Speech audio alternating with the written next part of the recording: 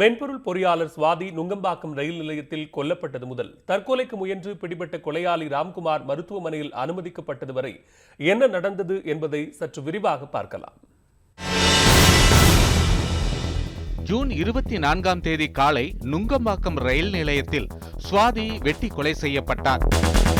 கொலை நடந்து சுமார் 2 மணி நேரத்திற்கு பிறகு உடலை கைப்பற்றி விசாரணையை தொடங்கியது ரயில்வே காவல்துறை. நுங்கம்பாக்கம் ரயில் நிலையத்தில் சிசிடிவி இல்லாததால் ரயில் நிலையத்தை சுற்றியுள்ள பகுதிகளில் பதிவான சிசிடிவி காட்சிகளை பெற்று கொலையாளியை தேடும் பணியை தொடங்கினர். ஜூன் 25ஆம் தேதி கொலையாளி நடந்து செல்லும் முதல் சிசிடிவி காட்சியை ரயில்வே காவல்துறை வெளியிட்டது. 26ஆம் தேதி மற்றொரு சிசிடிவி காட்சியும் வெளியானது. வழக்கை சென்னை மாநகர காவல்துறைக்கு மாற்றி டிஜிபி அசோக்குமார் உத்தரவிட்டார்.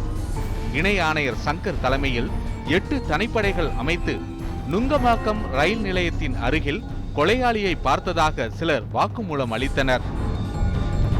முதல் மற்றும் 2வது சிசிடிவி காட்சிகளுடன் சாட்சிகள் கூறிய அடையாளத்தையும் ஒப்பிட்டதில் கொலையாளி சிசிடிவி காட்சியில் பதிவானவர்தான் என்பதை காவல்துறை உறுதி செய்தது. கொலையாளியை முடிவு செய்த பின்னர் அடுத்த கட்ட விசாரணையை தொடங்கியது. முதல் கட்டமாக சென்னை சூளைமேட்டில் உள்ள சுவாதியின் பெற்றோரிடம் விசாரணை நடத்தினர். தொடர்ந்து அலுவலக சக ஊழியர்கள், வீட்டின் அருகே உள்ளவர்கள் மற்றும் நுங்கம்பாக்கம் ரயில் நிலையத்தை சுற்றியுள்ள பகுதிகளில் உள்ளவர்களிடம் விசாரணை மேற்கொண்டனர். மற்றொரு தனிப்படை கொலை நடந்த அன்று காலை 6 மணியிலிருந்து 7 மணி வரை நுங்கம்பாக்கம் ரயில் நிலையத்திற்கு அருகில் உள்ள டவர் சிக்னல் மூலம் பயன்படுத்தப்பட்ட செல்போன்களை சைபர் கிரைம் காவல்துறையினர் உதவியுடன் ஆய்வு செய்தனர். அதில் கொலையாளியின் சிசிடிவி காட்சியுடன் செல்போன் பயன்பாட்டாளரின் விண்ணப்பத்தில் உள்ள புகைப்படத்துடன் ஒப்பிட்டு பார்த்ததில் யாருடைய புகைப்படமும் ஒத்துப்போகவில்லை.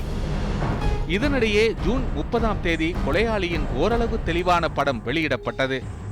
அது சூளைமேடு உள்ளிட்ட பல்வேறு பகுதிகளில் ஒட்டப்பட்டது. இதை பார்த்து சூளைமேடு ஏஎஸ் மேன்சன் காவலாளி காவல்துறைக்கு தகவல் ஒன்றை அளித்தார்.